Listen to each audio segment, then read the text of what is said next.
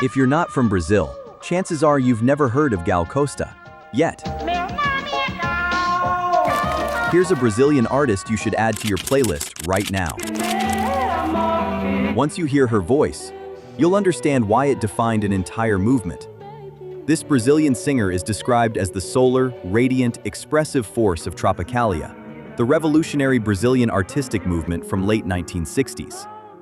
At a time when Brazil was under dictatorship, her voice helped redefine what music could be: free, experimental, and emotionally fearless. This is Gal Costa at her core.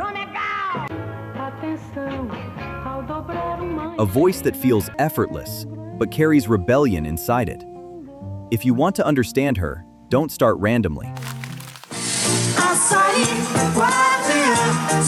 Start with Gal Costa, 1969, her debut album.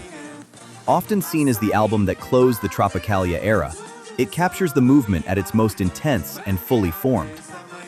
Here you hear psychedelic distortion meeting Brazilian rhythm, a voice moving from silky softness to explosive intensity, a constant sense of unpredictability.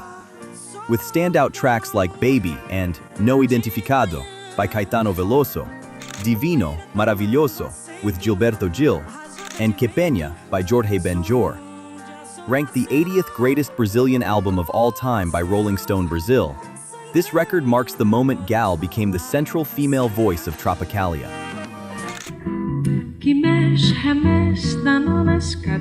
Follow with Fatal, Gal a Todo Vapor. Often considered the most important album of her career, it was recorded during her iconic shows in Copacabana.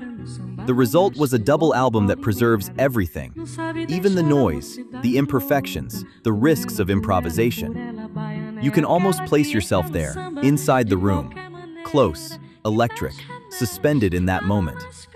This isn't just a live album, it's an atmosphere, intimate, raw, and spiritual. But Gal Costa didn't stay within Brazil for long. That same voice was about to reach a global stage, a historic one. In music, if you want to start a movement, you hire a hall, Carnegie Hall. She made her US debut at the acclaimed Carnegie Hall. Her two-night stint there was described as both ambitious and triumphant, as she laid claim to decades of Brazilian music, all through a voice that seemed to blithely defy every law of physics. On stage, she moved effortlessly, gliding through melodies, building delicate crescendos, delivering virtuosity without pomposity. Over time, she became the Brazilian singer with the most performances at the venue, eventually earning a place in its Hall of Fame. Gal Costa didn't just define a sound, she defined a possibility. A voice that could be soft, sensual, experimental, and fearless, all at once. You can still hear that spirit in new Brazilian artists like Marina Sena, who carry that same freedom and emotional boldness into a new generation. Different era, different sound, but the same idea: music as identity, not formula. Gal Costa isn't just someone you listen to, she's someone you experience. And once you do, you start to understand why in Brazil, her voice isn't just remembered, it's felt. If you want more deep dives into Brazil's greatest artists, the ones the world still needs to discover, subscribe and stay tuned. Because this is just the beginning. Press play and discover Gal Costa.